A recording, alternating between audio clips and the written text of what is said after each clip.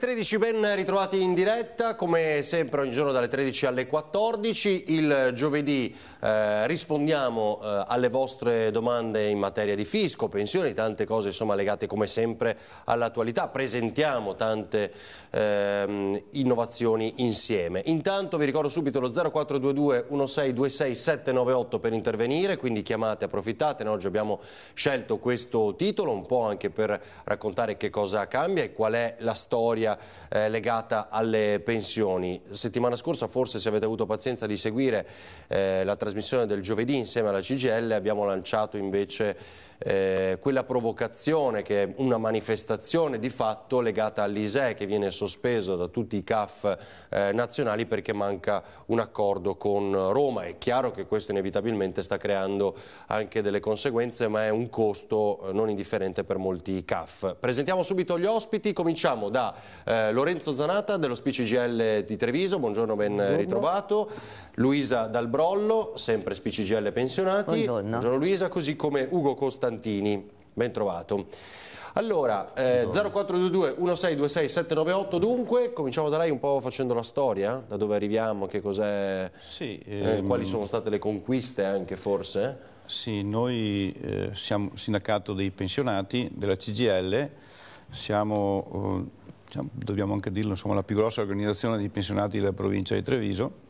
E questa è una cosa importante, vuol dire che siamo anche seguiti, vuol dire che siamo anche presenti nel territorio. E stiamo uscendo forse da una situazione travagliata, noi siamo ancora all'interno della crisi. Difatti anche ieri c'era sul giornale, su un articolo sul giornale, il nostro segretario della CGIL che diceva che c'è ancora disoccupazione e i disoccupati sono soprattutto le classi di età, insomma, è diviso in tutte le classi di età, però i 40-50 anni e quelli che dovrebbero andare vicino alla pensione sono quelli che soffrono di più, che quando escono dal lavoro non riescono più a entrare. La provincia di Treviso sta comunque uscendo, però l'occupazione non sta crescendo, questo è quello che noi notiamo in questo momento.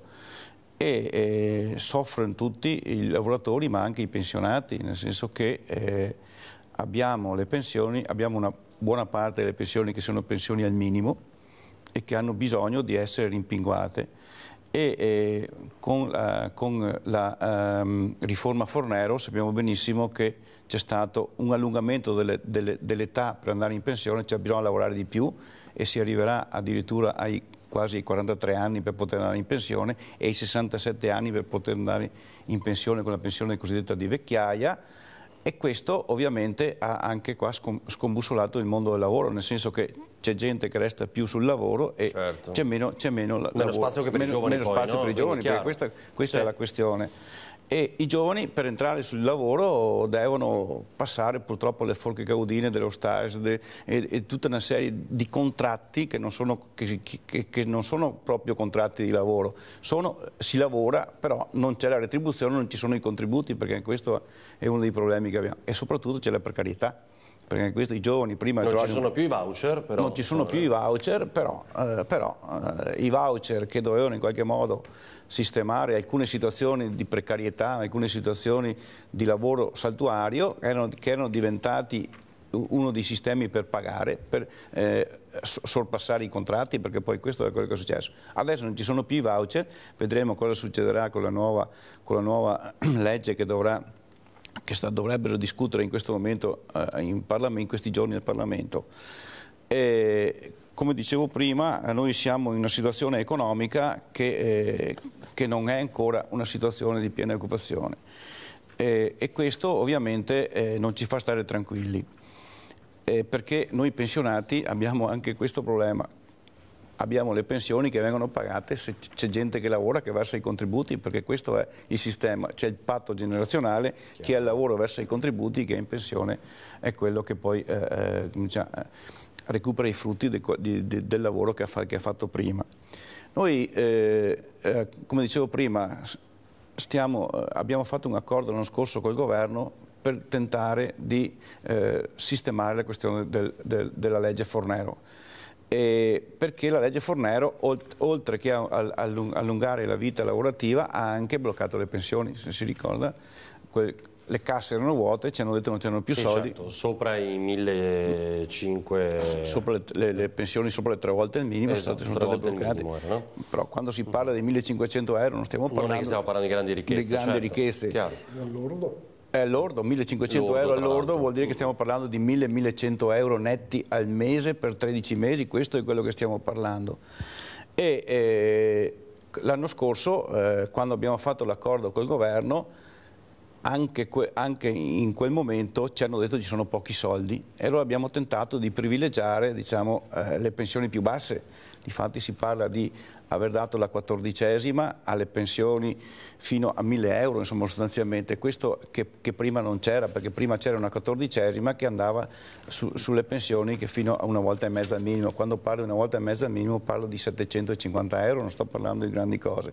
Questa è stata aumentata a... Sì. Ne abbiamo parlato più volte, no? Il fatto che ci sia adesso la 14ª, questo è chiaramente un vantaggio, no? Per una platea maggiore. Per una platea maggiore, più di 2 milioni di persone che hanno la possibilità di avere la 14ª.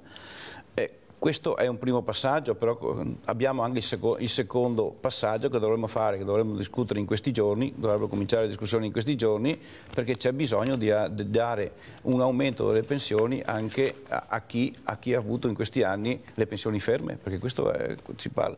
Quando si parla di pensioni, sopra le pensioni 3 volte al minimo, parliamo di tutti i lavoratori che hanno versato contributi per poter andare in pensione, cioè che hanno lavorato tutta una vita. Costantini, abbiamo una telefonata, credo già pronta dai ragazzi di regia, quindi la sentiamo così vediamo di dare una risposta concreta a chi vi cerca. Pronto? Sì, pronto, buongiorno. Buongiorno signora, prego. Io ho un quesito, non so se è inerente a quello di cui state parlando. Io sono rimasta vedova l'anno scorso ad ottobre e di conseguenza mi è stata data la pensione di reversibilità. Ma dal momento che io nel 2016 ho avuto un reddito di 45.000 euro, mi è stata dimezzata il 60% che mi aspettava, cioè io prendo una pensione del 30%. Premetto, io questo nel 2016, chiudendo l'anno 2016, io oggi come oggi non lavoro e continuo a prendere il 30%. Quando andrà a risolversi questo problema, io dichiarerò che il 2017 non ho avuto il reddito. Mi sarà poi rimborsato quel 30% che mi è stato tolto o no? Zanatta? Sì, allora lei ha avuto la pensione ovviamente al 60% rispetto all'importo che aveva suo marito. Marito, sì. Esatto, che però è diventato il 30%. No, è rimasto il 60%, quindi l'importo stabilito poi è subordinato alle norme anticumulo. Quindi in base ad altri redditi rispetto alla pensione di vedova viene ridotto del 25, del 40 o del 50%, ma quell'importo non la percentuale dovuta.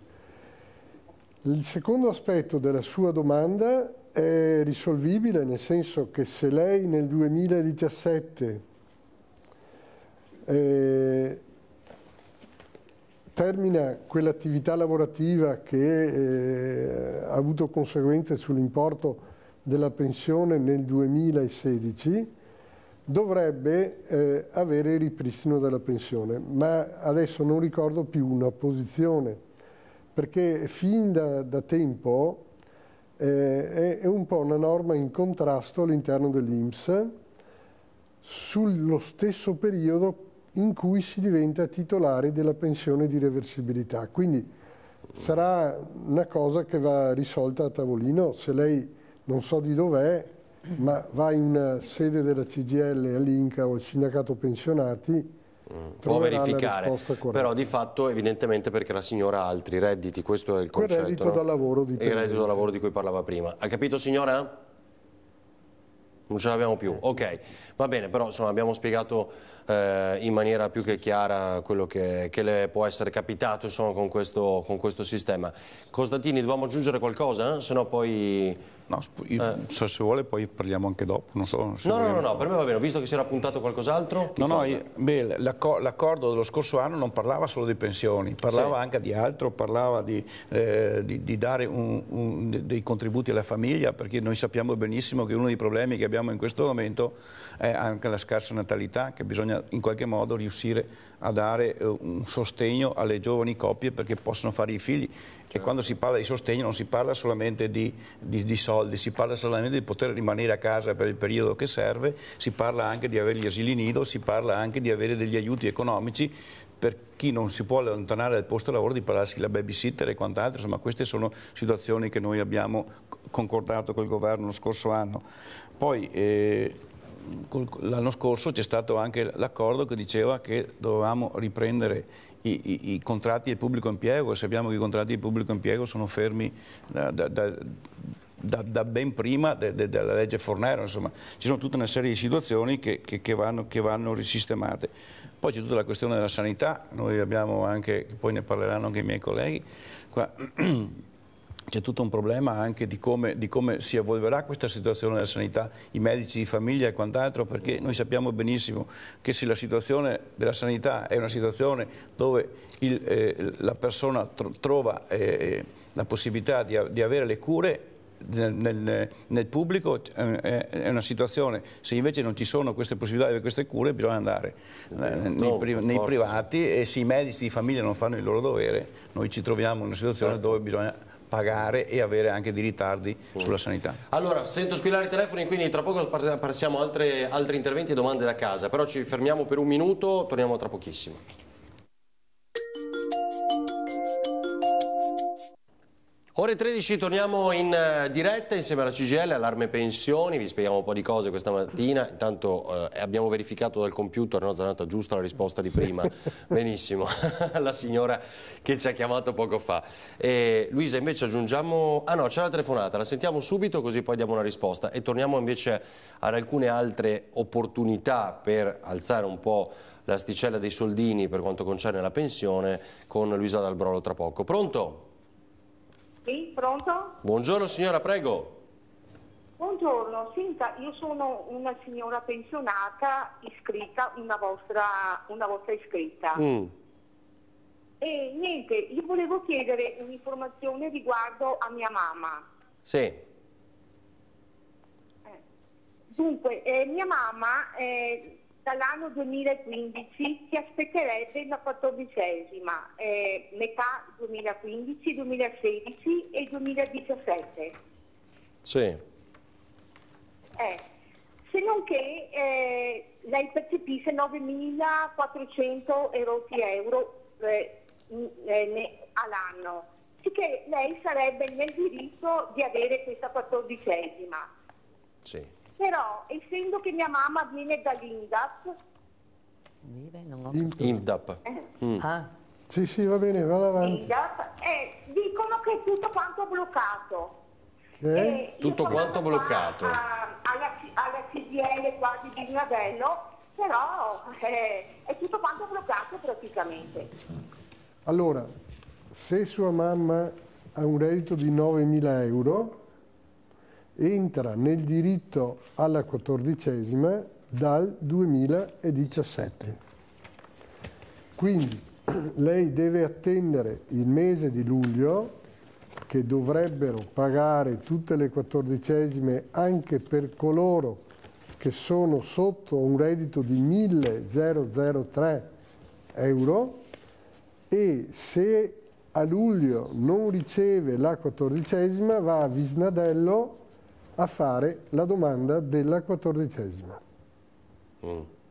Perché ne ha pieno diritto. Mia mamma sono ormai 3 anni che fa sempre domanda e dicono sempre la stessa cosa, che deve aspettare, però non vede mai niente. Quest'anno è entrata nel diritto, gli altri anni non aveva diritto, perché bisognava avere un reddito mensile di circa 703 euro, insomma, o 50, non mi ricordo. Però quindi nel 9.004 non rientrerebbe? Con 9.004... Con la nuova certo, ok, ma non rientrava? Con la vecchia no. Con la vecchia no, signora, ecco perché. Pronto? Va bene. Sì? Ha capito? Cioè con la vecchia non rientrava, con la vecchia normativa non rientrava in questa opportunità. Adesso invece sì. Speriamo. Quindi vado a fare la richiesta, eventualmente ci fa sapere. Perché c'è sempre questo discorso dell'INPDAP che non si riesce a capire. Ah, che No. sarebbe tutto bloccato per questioni INPDAP. Ma l'INPDAP è all'interno dell'INPS.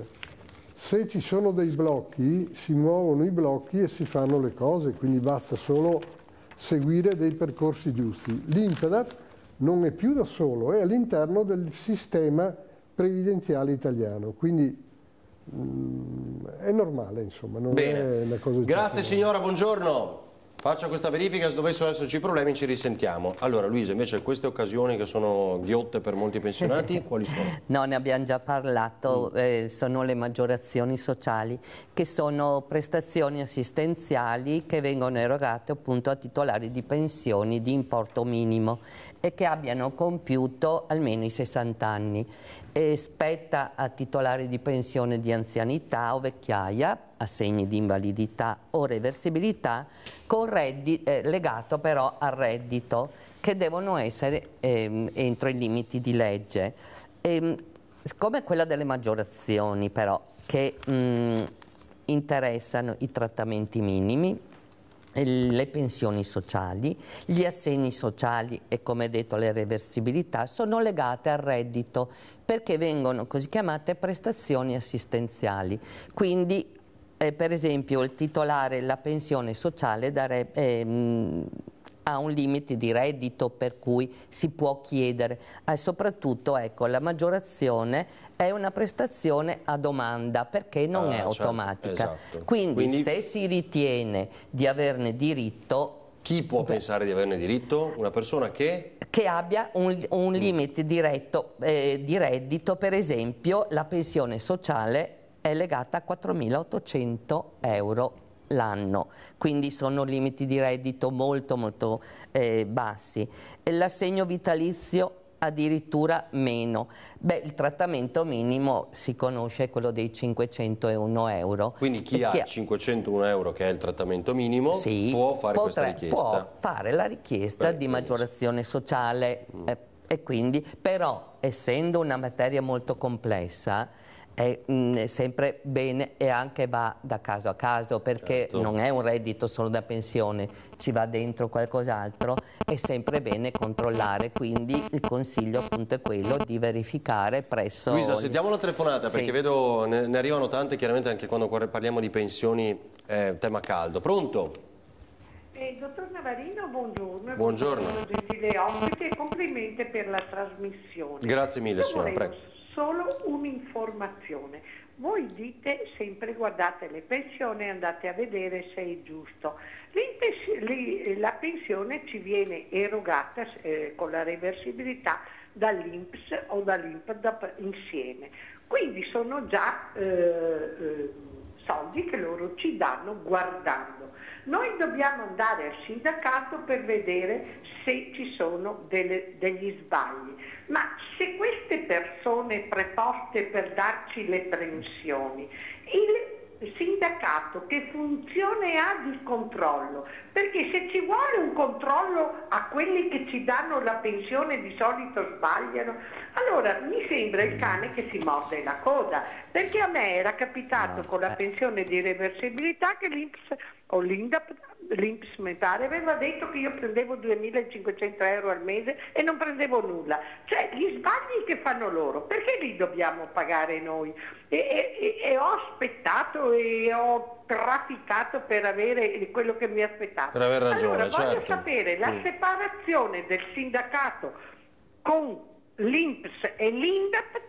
Che valutazione c'è, che potere ha il sindacato di guardare se ci danno i nostri soldi, e chi magari non va fino al sindacato perché non ha tempo, perché magari è invalida. Certo. Voglio dire, questo controllo, siamo sicuri di quello che prendiamo? Vorrei un'esauriente spiegazione. Loro le risponderebbero, grazie signora, buongiorno, è che è per quello che ci sono, quindi no, per andare a controllare o raccontare tutte queste novità che magari molti non conoscono. Zanatta, cosa diciamo? Allora io prima faccio una rettifica a quella delle 14esime. Perché il 9.400 rientrerebbe? con i 9.000 ci sarebbe, ma bisogna capire se quell'importo era il lordo o il netto. Perché fino a 9.786 aveva diritto alla 14ª, anche negli anni passati. Quindi va bene, la signora... Beh, rispondiamo a un'eventualità, cioè che quindi se lei, come pensava, poteva averne diritto, ma non l'ha percepita fino adesso, cosa deve fare? La può percepire facendo una richiesta cartacea all'INPS. E ritornando indietro negli anni? E ritorna indietro. Perché dicevano è tutto bloccato per colpa dell'INPDAP, però insomma poi questa è la spiegazione che hanno dato a lei probabilmente. Adesso bene, a questa signora invece cosa diciamo? Rispondere in maniera adeguata a questa interessante domanda. Poi c'è un'altra telefonata, eh? Sì, la faccio molto in breve ovviamente. Allora, noi abbiamo una funzione importante, nel senso che noi agiamo per conto del pensionato, su mandato del pensionato. La domanda che la signora si pone è legittima, nel senso che dice semplicemente: ma se l'INPS mi eroga la pensione, perché non me la eroga in maniera corretta? Allora, si può dire questo sia per l'INPS, sia per l'ex INPS, INPDAP, sia per gli altri istituti, l'IPOST, l'ENPALS, insomma tutti, che adesso sono tutti all'interno dell'INPS. In genere questi istituti non imbrogliano mai. Ci possono però essere degli errori di calcolo certo. Che un istituto terzo oppure un'organizzazione sindacale, quindi che è terzo rispetto all'istituto, può fare i dovuti controlli e poi vengono rettificati gli importi di pensione, vengono aggiustati, dopodiché ci sono sempre cose pesanti, perché ad esempio una cosa che ogni anno emerge è che l'istituto, l'INPS, è il sostituto d'imposta, quindi prevede delle tassazioni che poi in corso d'anno ci possono essere delle modifiche e nell'anno successivo si arriva a fare dei conguagli che sempre possono essere negativi. Certo, quindi... certo. Poi non solo insomma, per questo controllo, che diciamo, definiamolo quotidiano, mensile più che altro, no? Sulle soldini che arrivano nella pensione, ma anche per conoscere tante cose che noi ricordiamo il giovedì qui a ore 13. Telefonata subito, pronto? Sì, buongiorno, sono Franco da Padova. Franco, prego. Parlavo per mia mamma, ha 95 anni, ha la pensione minima e ero andato a informarmi per appunto il discorso di questa integrazione che la maggiorazione, sì. Esatto. E mi hanno detto che praticamente non possono far nulla perché non c'è ancora il decreto attuativo. Volevo sapere, ci sono novità su queste cose oppure è ancora tutto fermo sulla carta come sempre? Che pensione ha sua mamma? È una pensione quella minima del 500 e rotti. 501,89. Sì, più o meno. Poi adesso è in casa di riposo, c'è l'integrazione lì, l'aiuto del come si chiama lì, della l'indennità regione, accompagnamento, sì. Sì, ecco. Beh, l'unica cosa che sua mamma potrebbe avere, perché avrà già la 14ª, presumo. Sì, esatto, quella ce l'ha già. E potrebbe valutare l'opportunità di avere delle maggiorazioni sociali.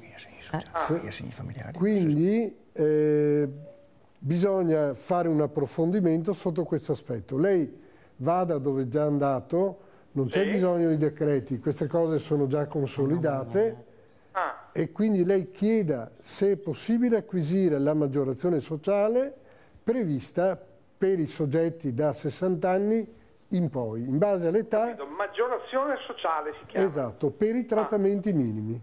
Benissimo. Bene. Franco, cos'è? Sede via della Croce Rossa mi pare a Padova, quindi insomma faccio una verifica lì. Allora ci fermiamo per un minuto, poi torniamo per altre risposte alle vostre domande, vi aspettiamo. Ore 13 insieme alla CGIL che risponde alle vostre domande, torniamo in diretta, allarme pensioni, il titolo che avevamo scelto, quindi approfittatene, 0422 1626 798, tante telefonate, abbiamo risposto a tutti, anche a Franco, giusto Lorenzo, ci siamo dimenticati qualcosa, no? No, va bene. E APE sociale invece su questo ci sono novità perché le ultime settimane abbiamo discusso. Siamo in questa situazione, l'APE sociale dopo il decreto del Presidente del Consiglio è andato al Consiglio di Stato, il quale Consiglio di Stato ha fatto alcune modifiche. Ieri il Ministro del Lavoro ha detto che hanno recepito i consigli del Consiglio di Stato e dice che oggi proprio, con le modifiche apportate, parte per la Corte dei Conti, il quale fa la classica che si chiama bollinatura. Dopodiché viene pubblicato in Gazzetta Ufficiale e si dovrebbe partire. Certo. Pare che la partenza sia retroattiva al 1° maggio e quindi con l'APE sociale si parte con la presentazione delle domande, perché poi l'INPS dovrà inserire la modulistica nel suo proprio sito. Quindi noi invitiamo i lavoratori interessati all'APE social e i lavoratori precoci, che dovrebbero essere i 2 pareri espressi dal Consiglio di Stato, a presentarsi presso le sedi INCA della provincia di Treviso perché questi preparino un po' la domanda. Per quanto riguarda l'APE volontaria, invece, abbiamo ancora una coda, perché non è stato ancora esaminato dal Consiglio di Stato, non è stato fatto del PCM, cioè il decreto del Presidente del Consiglio, sì.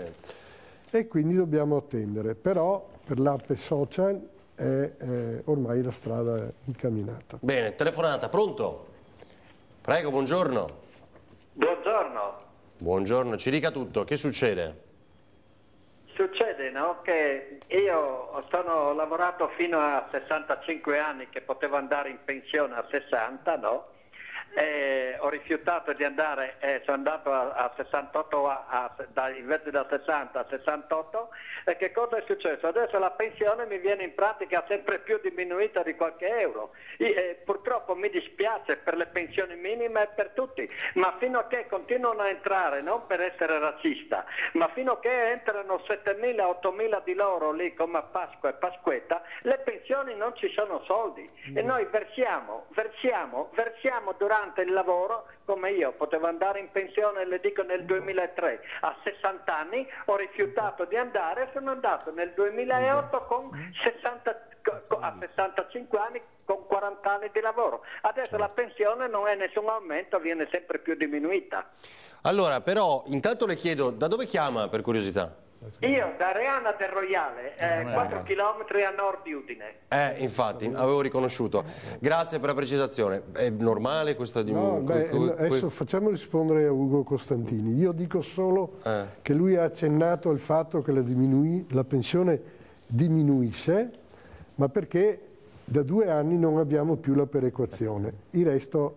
Ugo. Sì, non abbiamo la perequazione perché sono anni che l'inflazione è a 0. Perciò non c'è nessun aumento della pensione, perciò non ci può essere una riduzione della pensione. La pensione resta ferma, purtroppo se la pensione resta ferma vuol dire che il reddito che ha a disposizione il pensionato è sempre meno, però non è diminuita, diciamo, i soldi. Se uno prendeva 1.000 prima, continua a prendere 1.000 anche adesso. Quello che noi abbiamo fatto con l'accordo di settembre prevede che dal prossimo anno, dal 2018, dovrebbe aumentare la perequazione, si dovrebbe ripartire per dare un aumento a chi in questi anni non ha avuto nessun aumento. Poi il signore parlava che lui non so se ha rifiutato di andare in pensione, non ho capito, insomma, i contributi dei lavoratori sono contributi che servono per pagare le pensioni. Poi se arrivano gli stranieri che arrivano qua, questi non c'entrano niente con le pensioni, è un'altra cosa. Era una lettura politica. Era una lettura politica, certo, questa è la questione. Perché purtroppo, come sa, insomma, più e più volte si accostano. Sì, si accostano tante cose. Le due tematiche. Allora, c'è un'altra telefonata, poi Ugo torniamo a discutere invece della questione che riguarda i comuni e la contrattazione, che è fondamentale per tanti cittadini e residenti. Pronto? Sì, salve, buongiorno. Buongiorno. Sono Antonio, chiamo dalla provincia di Vicenza. Prego Antonio. Volevo chiedere un'informazione riguardo alla famosa sentenza che le pensioni oltre a 3 volte il minimo sono state bloccate poi il governo 2 o 3 anni fa. Si muove qualcosa oppure dobbiamo metterci in pace e perdere quei soldi lì? Dopo quel bonus, quell'una tantum, diciamo, no? Quello... Allora...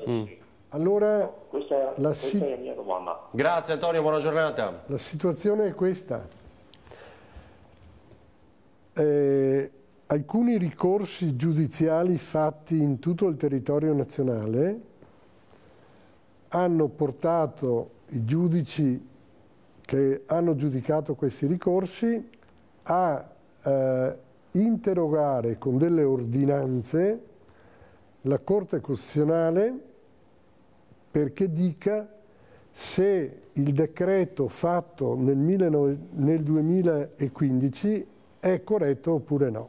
Nel senso che il decreto del governo ha deciso di erogare un una tantum che va dal 10 al 40%. Oggi siamo in attesa del pronunciamento ulteriore della Corte Costituzionale. Non ho notizie di movimenti attorno a queste cose. L'unica cosa che posso dire è che entro il 1° di agosto del 2018 si deve decidere cosa fare, perché entro il 1° agosto 2018 entra la fase della decadenza, nel senso che non si possono più fare alcuni interventi di merito. Nel frattempo però chi è interessato deve fare una domanda di interruzione dei termini che va fatta strada facendo da qua a quando arriviamo al 2018. Insomma.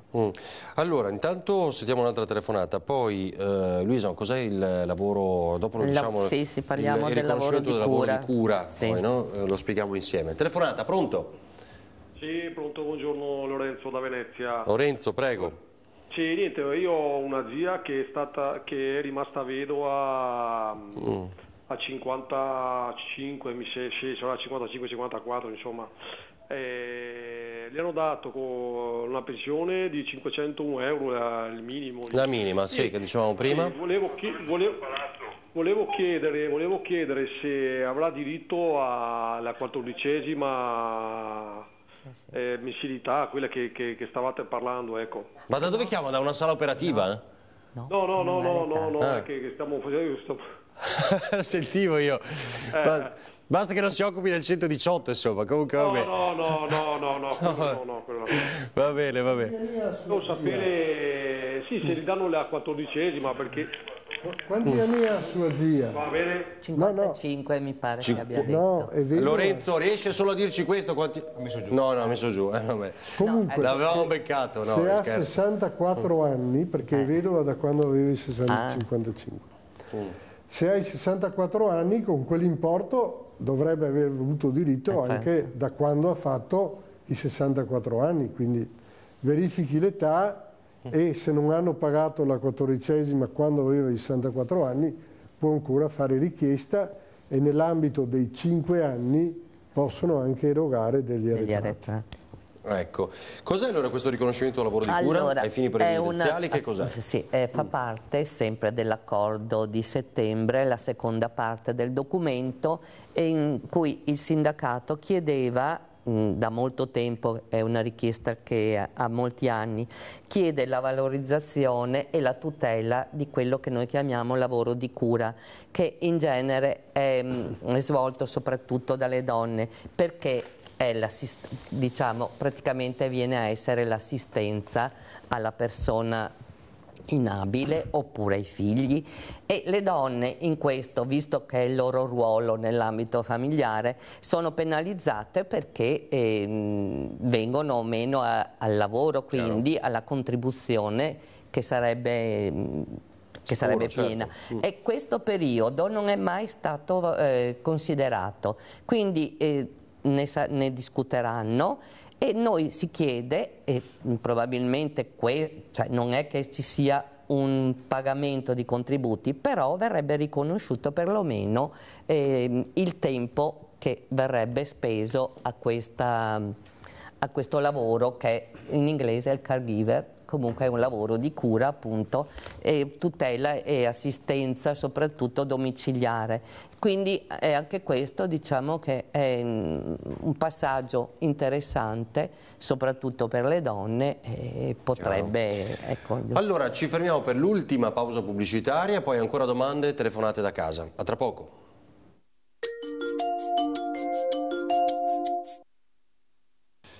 Allora, torniamo in diretta agli ultimi minuti. C'è una telefonata che era in attesa da qualche istante, quindi la sentiamo subito e poi andiamo a fare un giro sulla contrattazione con i comuni, anche per capire quali agevolazioni e opportunità ci sono da questa parte. Vediamo subito la telefonata. Pronto?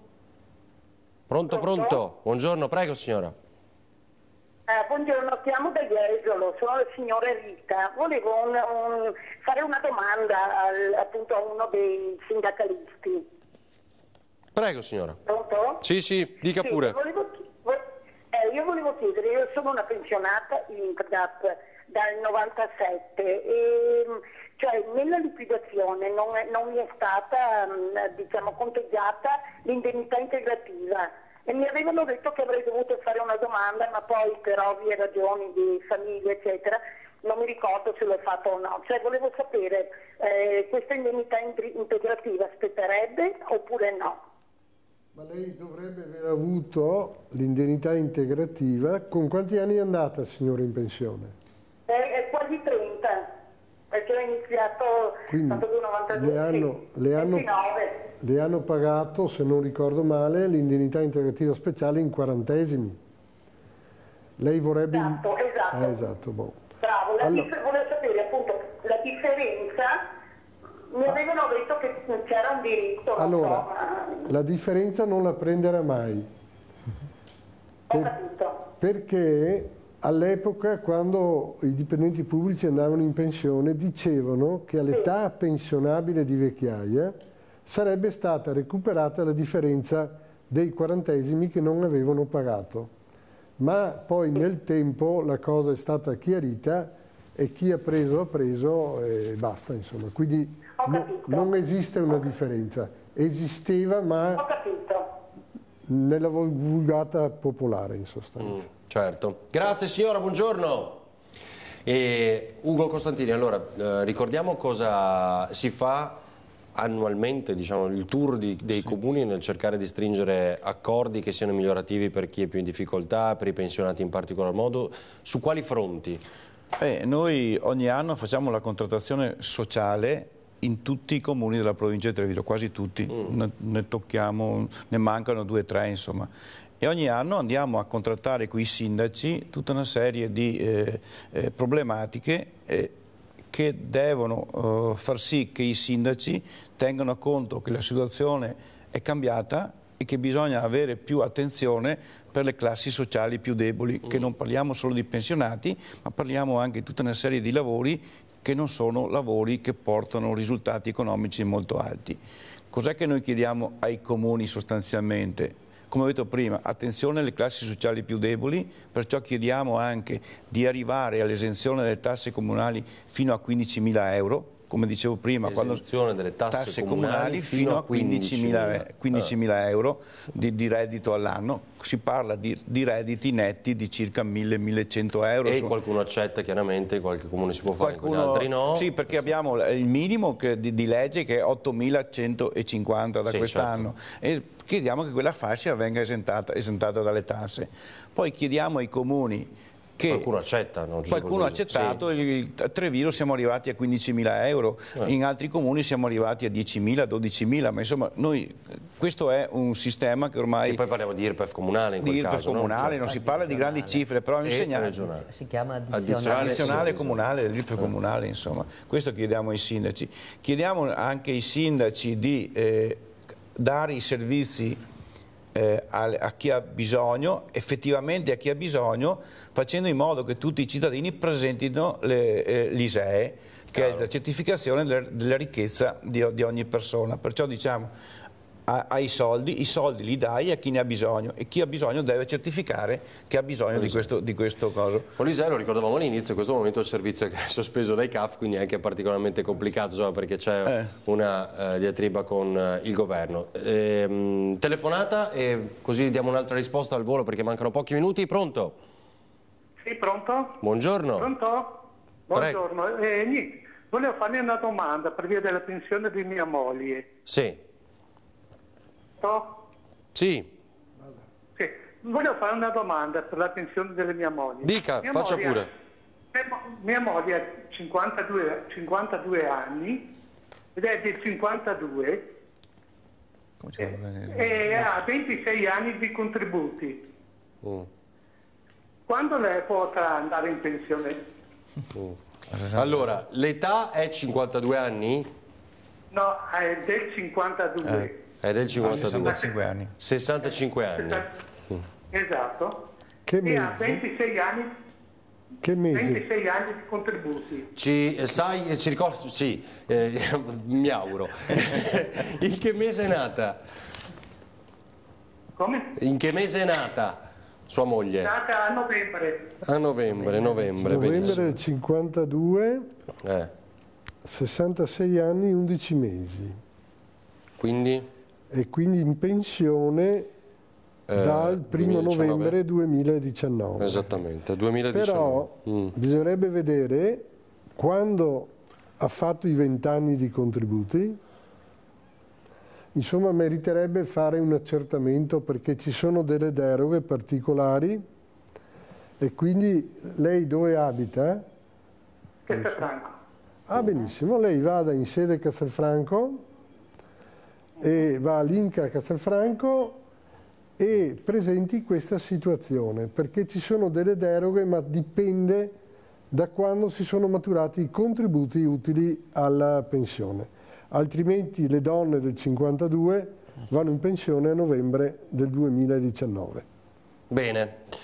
Faccia questa verifica allora. Grazie, buongiorno. Riusciamo a dire a flash veramente un'ultima cosa? Dobbiamo aggiungere anche, Ugo, qualcosa? No, l'altra cosa che chiediamo ai sindaci è questa, di controllare chi paga le tasse. Perché questa è una questione, perché è giusto che se ci sono meno risorse che tutti quanti concorrano a far sì che i comuni abbiano le risorse per poter dare a chi ne ha bisogno.